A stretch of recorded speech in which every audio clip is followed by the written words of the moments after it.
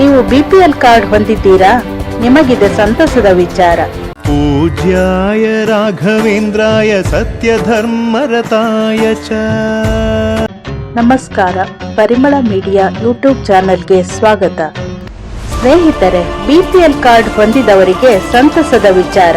ನಮ್ಮ ರಾಜ್ಯ ಸರ್ಕಾರ ಜನರ ಜೀವನ ಮಟ್ಟವನ್ನು ಸುಧಾರಣೆ ಮಾಡುವ ಉದ್ದೇಶವಾಗಿ ವಿವಿಧ ಯೋಜನೆಗಳನ್ನು ಜಾರಿ ಮಾಡುತ್ತಲೇ ಇದೆ. ಅಲ್ಲದೆ ಪಂಚ ಗ್ಯಾರಂಟಿ ಸ್ಕೀಮ್ಗಳು ಸಹ ರಾಜ್ಯದ ಜನರಿಗೆ ವಿವಿಧ ರೀತಿಯಲ್ಲಿ ಅನುಕೂಲ ಆಗಲಿದೆ. ಈ ಎಲ್ಲಾ ಸೌಲಭ್ಯಗಳ ಜೊತೆಗೆ ಇನ್ನು ಮುಂದೆ ರಾಜ್ಯದ ಬಿಪಿಎಲ್ ಕಾರ್ಡ್ದಾರರಿಗೆ ಇಂದಿರಾ ಆಹಾರ ಕಿಟ್ ನೀಡುವ ಉದ್ದೇಶವನ್ನು ನಮ್ಮ ರಾಜ್ಯ ಸರ್ಕಾರ ಹೊಂದಿದೆ. ಕರ್ನಾಟಕ ಸರ್ಕಾರ ಬಿಪಿಎಲ್ ಕುಟುಂಬಗಳಿಗೆ ಇಂದಿರಾ ಆಹಾರ ಕಿಟ್ ಅನ್ನು ಬಿಡುಗಡೆ ಮಾಡಲು ಯೋಜಿಸಿದೆ. ರಾಷ್ಟ್ರೀಯ ಆಹಾರ ಭದ್ರತಾ ಕಾಯ್ದೆಯಡಿ ಅನ್ನಭಾಗ್ಯ ಯೋಜನೆಯು ಪ್ರಸ್ತುತ ಪ್ರತಿ ಆದ್ಯತಾ ಕುಟುಂಬ ಪಡಿತರ ಚೀಟಿ ಹೊಂದಿರುವವರಿಗೆ ತಿಂಗಳಿಗೆ 10 ಕೆಜಿ ಅಕ್ಕಿಯನ್ನು ನೀಡುತ್ತದೆ. ಅಂದರೆ ಕೇಂದ್ರ ಸರ್ಕಾರವು 5 ಕೆಜಿ ಮತ್ತು ರಾಜ್ಯ ಸರ್ಕಾರವು 5 ಕೆಜಿ ಅಕ್ಕಿಯನ್ನು ಉಚಿತವಾಗಿ ನೀಡುತ್ತದೆ. ಸಾರ್ವಜನಿಕ ವಿತರಣಾ ವ್ಯವಸ್ಥೆಯಲ್ಲಿ ನೀಡಲಾಗುವ ಅಕ್ಕಿಯ ದುರುಪಯೋಗವನ್ನು ತಡೆಯುವ ಪ್ರಯತ್ನದಲ್ಲಿ ಅನ್ನಭಾಗ್ಯ ಯೋಜನೆಯಡಿ ಪ್ರಸ್ತುತ ನೀಡಲಾಗಿರುವ ಹೆಚ್ಚುವರಿ 5 ಕೆಜಿ ಅಕ್ಕಿಗೆ ಪರ್ಯಾಯವಾಗಿ ಪೌಷ್ಟಿಕ ಸಮೃದ್ಧ ಅಗತ್ಯ ವಸ್ತುಗಳನ್ನು ಒಳಗೊಂಡಿರುವ ಇಂದಿರಾ ಆಹಾರ ಕಿಟ್ಗಳನ್ನು ಪರಿಚಯಿಸುವ ಬಗ್ಗೆ ರಾಜ್ಯ ಸರ್ಕಾರ ಚಿಂತನೆ ನಡೆಸುತ್ತಿದೆ. ಆಹಾರ ಮತ್ತು ನಾಗರಿಕ ಸರಬರಾಜು ಇಲಾಖೆಯ ಮೂಲಗಳ ಪ್ರಕಾರ ಈ ಕುರಿತು ಔಪಚಾರಿಕ ಪ್ರಸ್ತಾವನೆಯನ್ನು ಸಿದ್ಧಪಡಿಸಲಾಗಿದೆಯಂತೆ.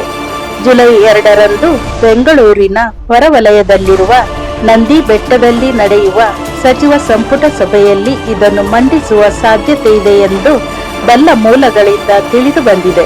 ಫಲಾನುಭವಿಗಳಿಗೆ ಒದಗಿಸಲಾಗುವ ಹೆಚ್ಚುವರಿ ಅಕ್ಕಿಯನ್ನು ಕಾಳಸಂತೆಯಲ್ಲಿ ಮಾರುಕಟ್ಟೆ ಬೆಲೆಗಿಂತ ಕಡಿಮೆ ದರಕ್ಕೆ ಮಾರಾಟ ಮಾಡಲಾಗುತ್ತಿದೆ ಎಂಬ ಕಳವಳವನ್ನು ಪರಿಹರಿಸುವ ದೊಡ್ಡ ಕಾರ್ಯತಂತ್ರದ ಭಾಗವಾಗಿ ಈ ಕ್ರಮ ಕೈಗೊಳ್ಳಲಾಗಿದೆ.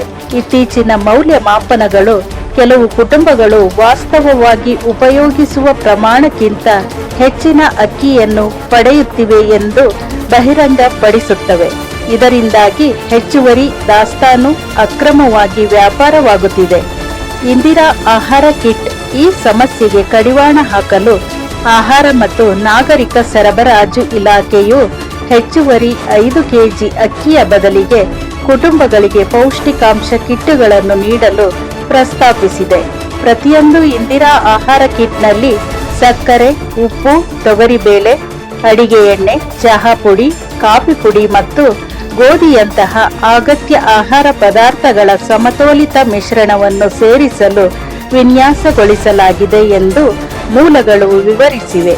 ಪ್ರಸ್ತುತ ಅಕ್ಕಿಯ ವೆಚ್ಚ ಸಾರಿಗೆ ಸೇರಿದಂತೆ ಪ್ರತಿ ಕೆಜಿಗೆ 25 ರೂಪಾಯಿ 50 ಪೈಸೆ ಇದೆ. ವಿತರಣೆಯ ಪ್ರಮಾಣವನ್ನು ಗಮನಿಸಿದರೆ ಪ್ರತಿ ಫಲಾನುಭವಿಗಳಿಗೆ 10 ಕೆಜಿ ರಾಜ್ಯ ಸರ್ಕಾರದ ಮೇಲೆ ಮಾಸಿಕ ಆರ್ಥಿಕ ಹೊರೆ ಸುಮಾರು 573 ಕೋಟಿ ರೂಪಾಯಿಗಳಾಗಿದ್ದು, ಇದು ವಾರ್ಷಿಕವಾಗಿ 6,876 ಕೋಟಿ ರೂಪಾಯಿಗಳಷ್ಟಾಗುತ್ತದೆ.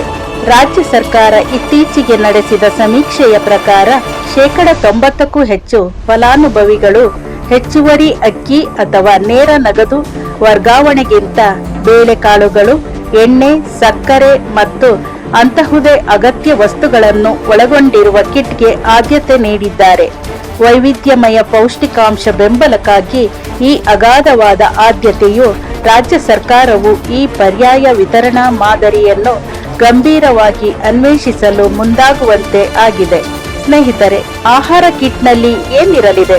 ಪ್ರಸ್ತಾವಿತ ಕಿಟ್ ಈ ಕೆಳಗಿನ ವಸ್ತುಗಳನ್ನು ಒಳಗೊಂಡಿರುತ್ತದೆ ಎಂದು ನಿರೀಕ್ಷಿಸಲಾಗಿದೆ. 1 ಕೆಜಿ ಸಕ್ಕರೆ, 1 ಕೆಜಿ ಉಪ್ಪು, 1 ಕೆಜಿ ತೊಗರಿಬೇಳೆ, 1 ಲೀಟರ್ ಅಡಿಗೆ ಎಣ್ಣೆ, 100 ಗ್ರಾಂ ಚಹಾ ಪುಡಿ, 50 ಗ್ರಾಂ ಕಾಫಿ ಪುಡಿ, 2 ಕೆಜಿ ಗೋಧಿ ಹಿಟ್ಟು. ಕರ್ನಾಟಕ ಸರ್ಕಾರವು ಸುಮಾರು 1.28 ಕೋಟಿ ಬಡತನ ರೇಖೆಗಿಂತ ಕೆಳಗಿರುವ ಬಿಪಿಎಲ್ ಫಲಾನುಭವಿ ಕುಟುಂಬಗಳನ್ನು ಹೊಂದಿದ್ದು, ಪ್ರತಿ ಕುಟುಂಬಕ್ಕೆ ಸರಾಸರಿ 3 ರಿಂದ 5 ಸದಸ್ಯರು ಇದ್ದಾರೆ. ಇಲಾಖೆಯ ಲೆಕ್ಕಾಚಾರದ ಪ್ರಕಾರ ಪ್ರತಿ ಕಿಟ್ಗೆ ಪ್ರತಿ ಕುಟುಂಬಕ್ಕೆ ತಿಂಗಳಿಗೆ ಸುಮಾರು 400 ರೂಪಾಯಿ ವೆಚ್ಚವಾಗಬಹುದು. ಇದರ ಪರಿಣಾಮವಾಗಿ ಮಾಸಿಕ 512 ಕೋಟಿ ರೂಪಾಯಿ ವೆಚ್ಚ ಮತ್ತು ವಾರ್ಷಿಕ 6,144 ಕೋಟಿ ರೂಪಾಯಿ ವೆಚ್ಚವಾಗಲಿದೆ.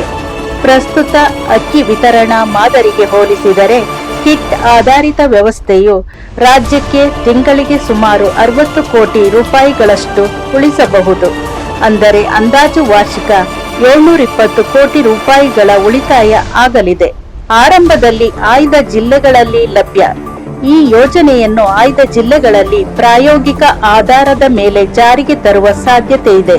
ಇದರ ಪರಿಣಾಮದ ಸಂಪೂರ್ಣ ಮೌಲ್ಯಮಾಪನದ ನಂತರ ಸರ್ಕಾರವು ಇಡೀ ರಾಜ್ಯಾದ್ಯಂತ ಹಂತ ಹಂತವಾಗಿ ಕಾರ್ಯಕ್ರಮವನ್ನು ವಿಸ್ತರಿಸಲು ಉದ್ದೇಶಿಸಿದೆ.